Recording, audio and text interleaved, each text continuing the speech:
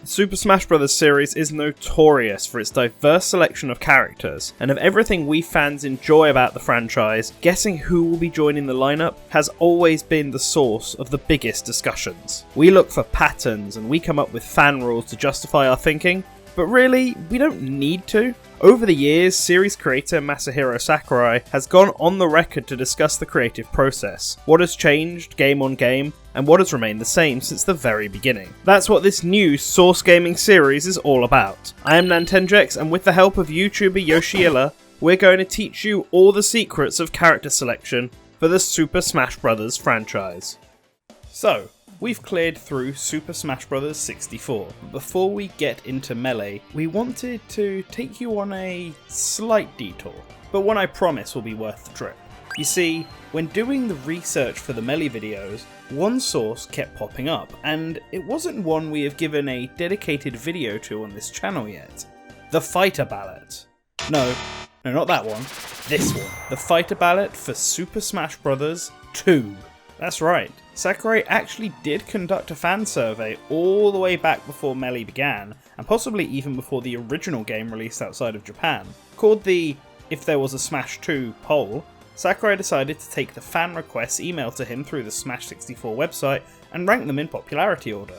We have had these results on our website for some time now, along with hundreds of other translations, but I'm sure there are a lot of you out there who have never seen it, and so before we get to Melee, I, Nantendrex, with the help of Yoshiilla, will be going through all the characters placed in this poll, showing their rankings and discussing what role they would eventually end up having in the Super Smash Bros. Series.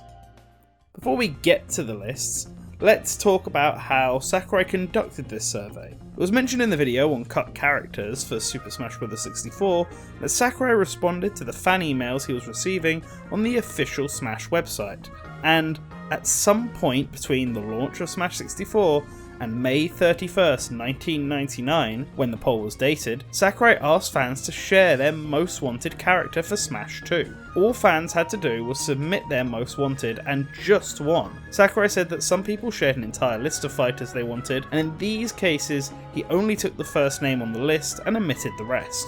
Lastly, in certain cases, votes for characters were combined together, and we'll mention these when they come up. Sakurai didn't reveal how many votes he got in total, but if we count up all the votes from the characters revealed, we get 927. However, from our own experience conducting polls, it is likely that Sakurai got a lot of single votes for characters, obscure choices no one else would vote for. The fact this poll doesn't mention any single votes likely means they were omitted for the sake of space and time. So the actual number of votes is probably closer to 1,000, but we cannot say for sure. 927 is the only confirmed figure we have. Also, Sakurai didn't include his own votes here, just thought that was worth mentioning. Something I very much appreciate is how Sakurai was kind enough to split up the votes by series, at least if that series got enough characters voted for. So let's go through this in series order and count down from lowest to highest, starting with the obvious first choice, Super Mario. Now, right off the bat, it seems Sakurai decided to combine the Yoshi and Super Mario series into one for this poll, as our number 10 slot is Baby Mario. Up to this point, Baby Mario had only appeared in Yoshi's Island, although he was about to debut in Mario Golf. I'm not sure what Baby Mario would do, but apparently at least 3 people really wanted him in the game. Unfortunately, he would only make it as a trophy, but at least he was a collectible in every game in the Smash series. Next up, in joint 8th place, we have Geno and Mallow from Super Mario RPG, both getting 5 votes each. As early as 1999, it seems Geno was a popular choice to Smash, although I suppose it makes sense. Legend of the Seven Stars was the only Mario RPG out at this point after all. Unfortunately, Geno wouldn't make his Smash debut until Smash 4, where he would be a DLC Mii costume. At least, this is more than what Mallow received, debuting in Ultimate as a spirit alongside Geno. In 7th place with 7 points, we have a generic Goomba. The first enemy Mario encounters, these mushrooms are iconic to the franchise, although we are not sure how one would fight in Smash Bros. Sakurai felt the same way, and so in Melee, kept them as generic enemies in the game's adventure mode, and sometimes spawning from boxes. It wouldn't be until Smash Ultimate that we would get an actual common enemy as a fighter.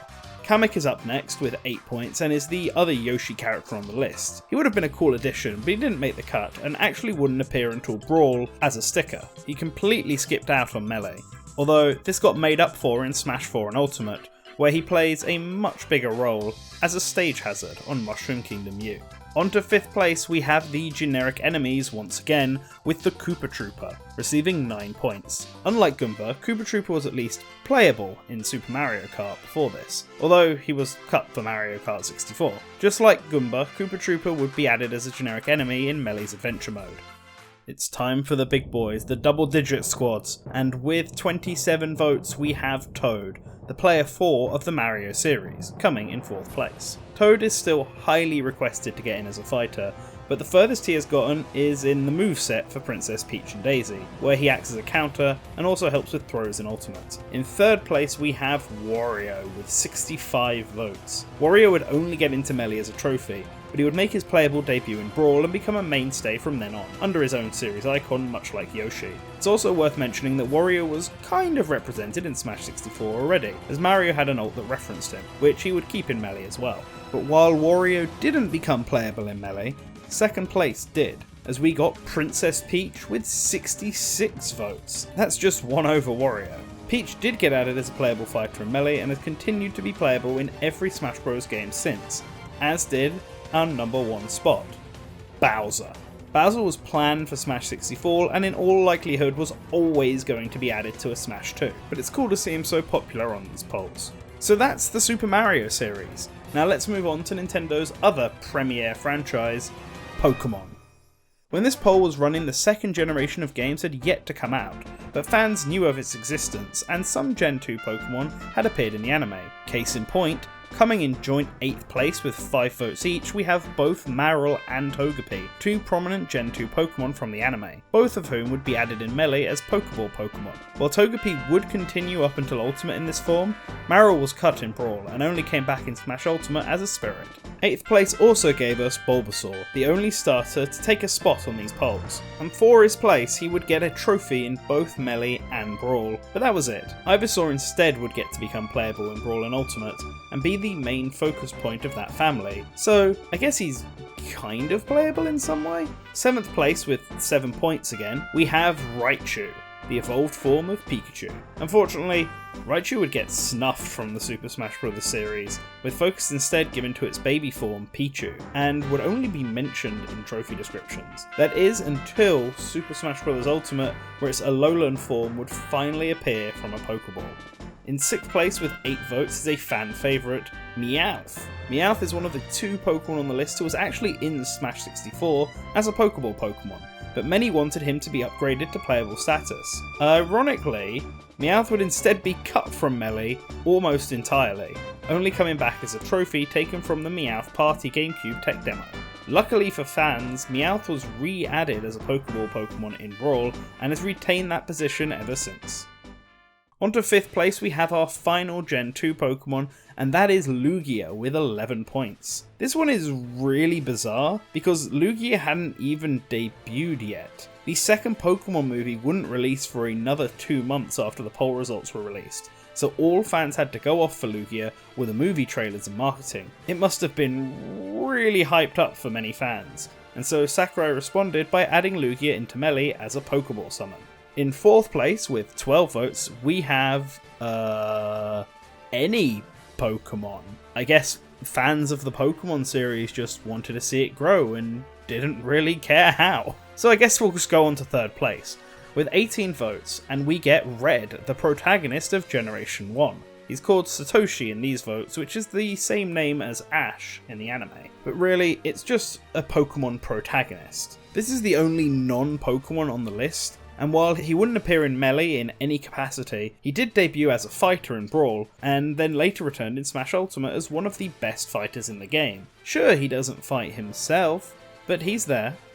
Now onto 2nd place with 24 votes, and the only other Pokemon who was in Smash 64 who made it onto this list. Mew was a Pokeball summon in Smash 64, and unlike Meowth, stuck around in Melee retaining its role. That leaves us with the number 1 spot, and possibly to no surprise, it was Mewtwo, the legendary Pokemon of Generation 1.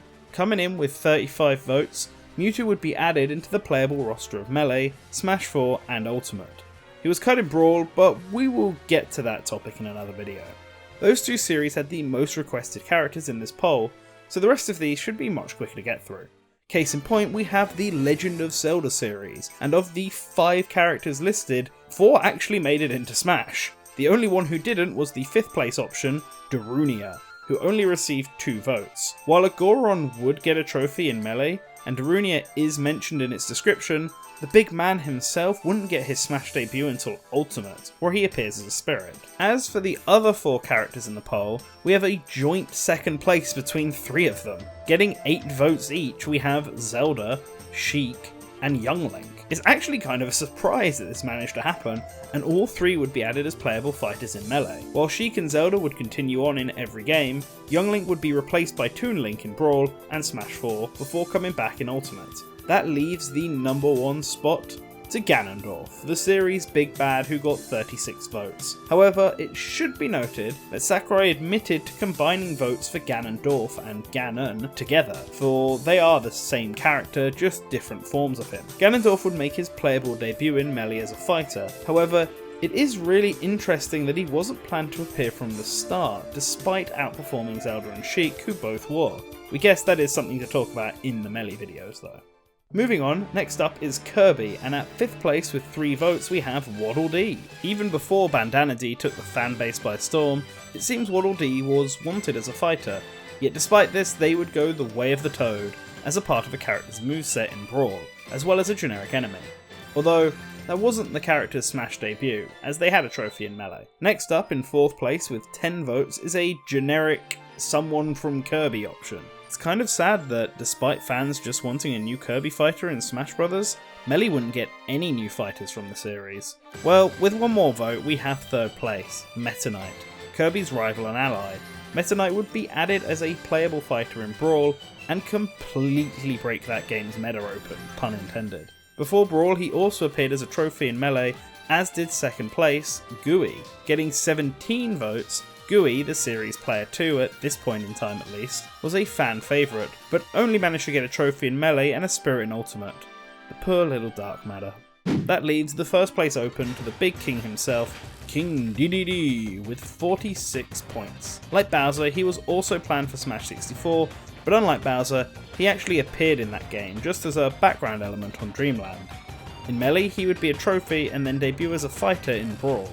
It's surprising that he didn't make it into Melee, and as far as we know, wasn't even planned to appear either. I guess it's that anti-Kirby bias Melee seems to have. Logically, we now move on to another major Nintendo franchise, Earthbound.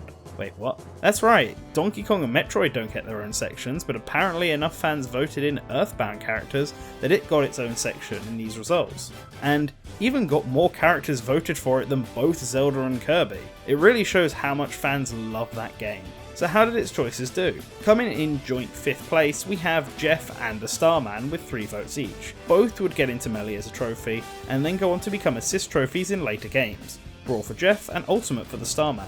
Interesting that 5th place got that privilege. In 3rd place, we get Paula, as well as anyone from the Earthbound series, with 4 votes each. Paula would appear in every Smash Bros. Game except for Wii U, appearing either as a cameo in NES's end screen in 64, a background cameo in Magicant, a trophy in Melee, sticker in Brawl, spirit in Ultimate, and finally, appearing in NES's Final Smash in Ultimate.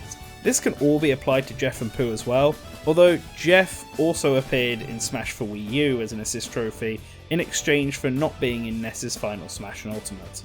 As for Pooh, he actually came 2nd in the poll with 6 votes. As Earthbound on the SNES was the newest game at the time, and much better than its Famicom ancestor, it's no wonder all the votes are for characters from this game. But who was first? Porky? Gygus? Buzz? Nope. It was Mr. Saturn with 18 points. This is actually somewhat significant for the character, as it was this popularity that made Sakurai add him into Melee as an item, and also why he appears on the mural for Super Smash Bros. Ultimate. He's basically an honorary fighter and has been in every game, including 64 in NES's end screen. Next up is Team Star Fox, and it seems everyone would have loved to see the whole team not get cut in the last game, as they all made it onto this poll. Peppy is in 4th place with 2 votes, Slippy is in 2nd place with 5 points, and Falco is in 1st place with 7 points. The 3rd place position actually went to Wolf, the leader of Team Star Wolf, doing what he can to break Team Star Fox apart it seems. Peppy and Slippy would go on to appear as background characters in every single Super Smash Bros. Game from Melee onwards, as well as appear as collectibles in each game. Falco and Wolf, on the other hand, both became playable, in Melee and Brawl respectively. Wolf would cameo in the Melee opening, flying his Wolfen, and appear as a stage cameo in Smash for Wii U after being cut as a fighter. Falco, on the other hand, has always been playable, fitting the #1 pilot of Team Star Fox. Next up is a series that didn't even have a fighter in Smash Bros. At this point, Fire Emblem. Yep, for those still doubting the importance of Fire Emblem to Nintendo and Smash fans, even back in 1999, the series got more votes for it than Metroid, F-Zero, Donkey Kong and Zelda in fact. Now, part of this is probably because the series didn't have a fighter yet, but it still shows that fans wanted the Fire Emblem series to make it into Smash Bros. Right from the start. But who made the list? Well, in joint 5th we have Sigurd and Leaf, the protagonists from the Jug Draw line of games, and coincidentally enough, 2 characters who fans have thought were planned for Super Smash Bros. At one point. But there is no evidence to suggest either were ever considered, and neither of them would make their Super Smash Bros. Debut until Ultimate, where both got added as spirits. However, one of Marth's ults references Leaf, and in Smash 4, Ike has a colour referencing Sigurd, so it's kind of like Sakurai giving fans a little treat. In 4th place with 4th votes is Sigurd's son and Leaf's friend, Seliph. Seliph unfortunately suffers the same fate as the prior 2, making his debut in Ultimate as a spirit, but unlike those 2, Seliph had no references in other characters' ults. Although, let's be real here, him and Marth are close enough to being the same character. In 3rd place we have an odd pick, it's Ogma with 8 points. Ogma is from the Arcanian series like Marth is, and is the series' first mercenary. He's also the first character on this poll to have never made it into Super Smash Bros., not even as a spirit. Can we get an F in the comments for all the poor Ogma fans, please? Now, on to 2nd place. We have someone from the Fire Emblem series. Who?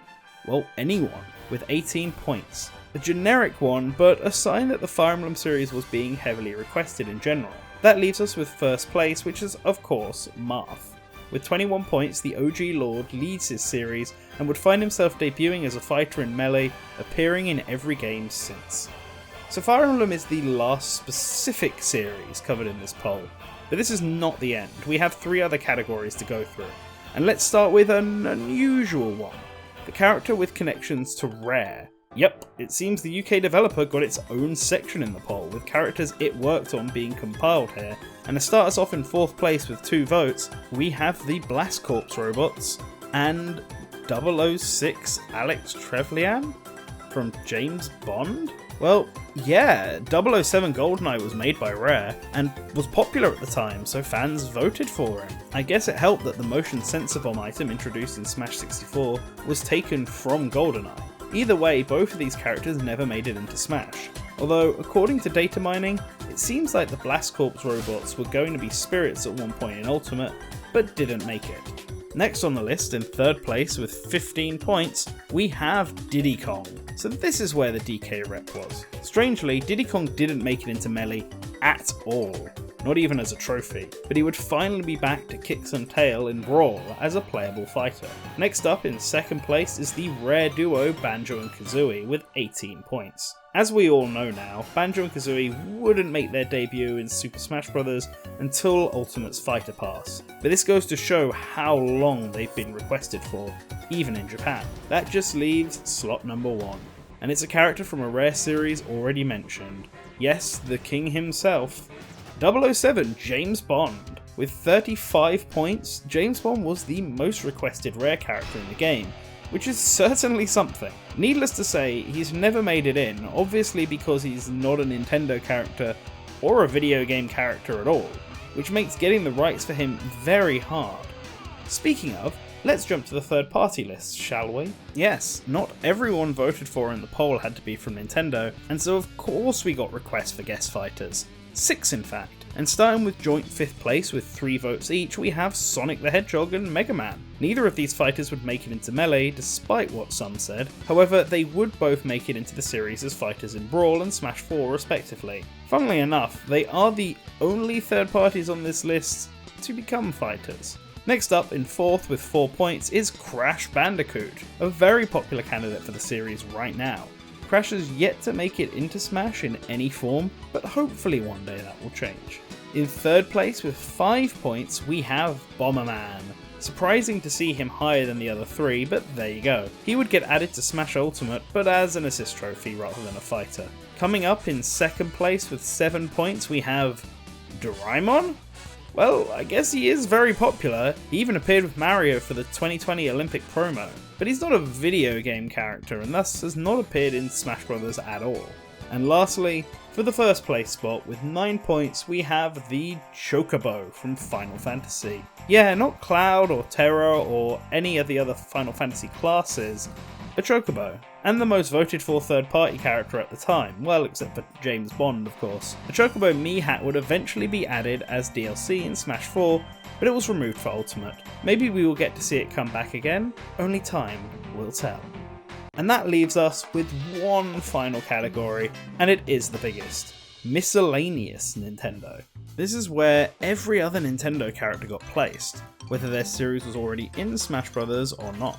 Case in point, for the 9th place with 4 points, we have F-Zero's Samurai Goroh, the Ice Climbers, and the Balloon Fighter. All 3 of these characters got some kind of representation in Melee, with the Ice Climbers obviously getting the biggest by becoming fighters, a role they have in every game besides Smash 4, and then Goroh, who appeared in the opening movie for Melee and also got a trophy.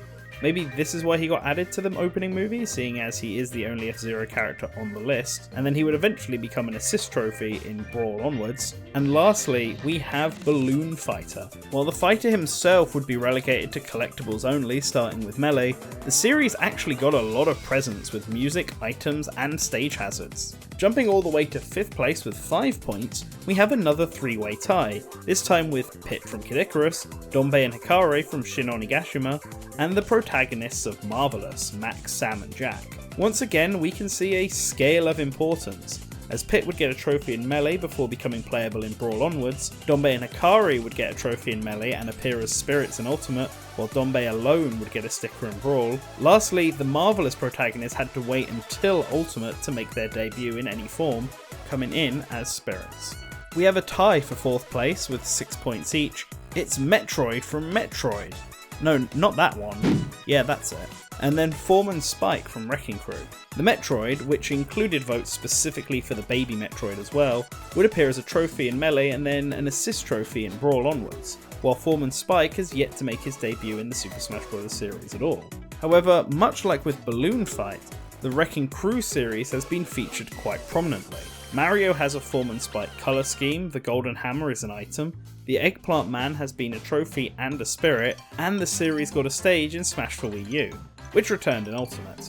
No more ties, it's time for the single positions again. Or is it? Because in 3rd place we have Prince Sable and Prince Richard from Karen no Tame. Much like Ganondorf or Dombey and Hikari, these two had their votes combined.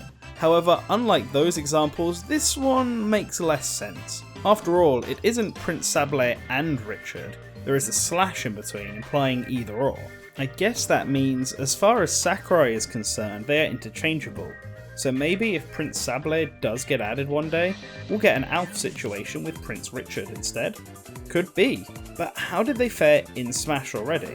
Well, neither got anything in Melee, but Prince Sable would appear in Brawl as a sticker. The real prestige, however, would come from Smash 4, where Prince Sable would be added as an assist trophy, something kept in Ultimate. Richard wouldn't debut until Ultimate, where he was added as a spirit, although I was sure he was a trophy in Melee, but apparently I dreamt that? I'm so confused, am I the only one who remembers this? So, 3rd place got 8 points, and 2nd place beat it by 1 with 9 points, and this was Lip, the Flower Fairy from Panel de Pon, aka Puzzle League, aka Tetris Attack, aka Pokemon Puzzle Challenge, aka that one minigame out of Animal Crossing New Leafs Amiibo update.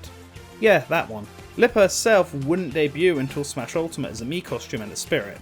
Nope, the sticker in Brawl is not Lip, it's her daughter Furl. Yes, these are separate characters, and yes, Brawl mistranslated this, it is in fact Furl in Japanese, and you can tell because it's the same artwork used in the Nintendo Puzzle Collection box art. Whew. However, her weapon, ingeniously titled Lip's Stick, beautiful, would be added as an item in Melee and remain to the modern day. Kirby would also get a transformation referencing Panel Upon, and Lip's theme would be added as music in Brawl. One day she might make it to being playable. So who is in the number 1 spot? Drumroll please. It's Sukapon! This fighting robot is more recognised now thanks to her debut as an assist trophy in Ultimate, but who knew she was so popular to get 15 votes? That's more than anyone from Star Fox and all the Zelda characters except Ganondorf. Ultimate wasn't Sukapon's first appearance in Smash, however. She was in fact a sticker in Brawl, but even before that, Sukapon was actually considered as an item for Melee, but was cut due to adult matters. We don't know what that means exactly, but similar phrasing will be used by Sakurai when discussing some third-party characters in future videos, so it could potentially be a rights issue. A long-running theory is that Nintendo somehow lost the rights to Joy Mech Fight around the time of Melee's development, but has since acquired them again. It's a shame though. Maybe Sukapon could have been an honorary fighter just like Mr. Saturn was. Oh well. And that does it. Every known character from the If There Was a Smash 2 poll. This video is already quite long, but before we go, I wanted to combine all of these results together and present to you all the top 20 characters from the whole survey. Well, I say I want to, but Sakurai already did this for me back when these results came out. Thank you, Base Sakurai, for doing the math. So, in joint 19th place we have Lugia, a Pokeball summon, and Meta Knight, a fighter debuting in Brawl. In 18th place we have anybody from Pokemon. In 16th place we have Sukapon, an assist trophy in Ultimate and scrapped item in Melee, and Diddy Kong, a fighter debuting in Brawl. In 15th place we have Gooey, a trophy in Melee. In joint 12th place we have Mr. Saturn, an item in Melee, and Pokemon Trainer, a fighter debuting in Brawl, and any Fire Emblem character. Then in 11th we have Marth, a Fire Emblem character and a fighter debuting in Melee. The top 10 starts with just one, Mew, a Pokeball summon from Smash 64. Then in 9th we have Toad, a human shield for Princess Peach. In 8th place we have Banjo-Kazooie, fighters debuting in Ultimate's DLC. In joint 6th we have Mewtwo, a fighter debuting in Melee, and James Bond, a secret agent who never snuck his way into Smash Bros. In 5th place we have the King of Evil, Ganondorf, who debuts in Melee. In 4th place, it's King Dedede, who missed out on Melee and debuted as a fighter in Brawl. Joining him in 3rd place was Wario, and then in 2nd place is Princess Peach, who did debut in Melee as a fighter. And lastly, the king of this poll, and so the king of the Melee newcomers, it's Bowser. So remember, just as Sakurai himself said, Bowser was strong. And thank you all for joining us on this little detour. I hope you found it really interesting. This will come up again in the next 2 videos, so I felt like it was an important source to mention here, and give its own sort of focus. As always, I couldn't have done this without Yoshila, who edited this video for me very, very nicely. A link to his channel is in the description, and I highly recommend you go and watch his stuff. If you are a patron, $5 up, then your name should be on screen right about now or just about to come up. However, if you're just a patron in general, even $1, then you got access to this video a week early. So if you want the ability to do so, as well as access to various other perks, then why not recommend following us on Patreon? A link to that as well is down below and on screen. If you can't, don't worry about it, that's perfectly fine. But if you could give us a like, comment, subscribe, all of that YouTube jazz, that will just help our channel grow and help us get these videos out. With that guys, make sure you come back for more when you return to the source.